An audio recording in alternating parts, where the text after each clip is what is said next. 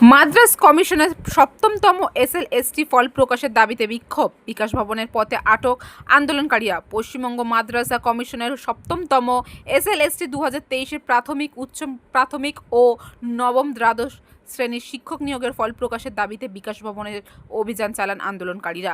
করুণাময়ী থেকে মিছিল এগোতেই পুলিশ ময়ূক্ষ ভবনের কাছে তাদের আটকায়। পরে 5 সদস্যের প্রতিনিধি দল মাদ্রাজ সার্ভিস কমিশনের ডেপুটেশন জমা দেন।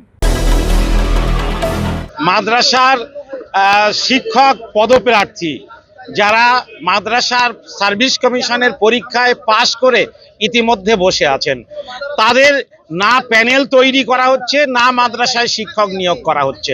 অন্যদিকে মাদ্রাসাগুলোয় শিক্ষকের অভাবে ছাত্রছাত্রীরা শিক্ষা থেকে বঞ্চিত হচ্ছে।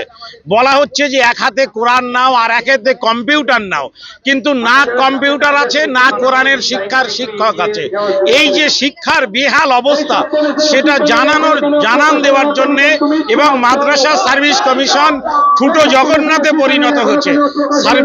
আমরা বিকাশ ভবনে এসেছি সার্ভিস কমিশনকে ধাক্কা দিয়ে একটু সক্রিয় করার জন্য, যাতে মাদ্রাসা সার্ভিস কমিশন সক্রিয় হয় এবং মাদ্রাসাগুলোতে শিক্ষক নিয়োগ করতে বাধ্য হয়।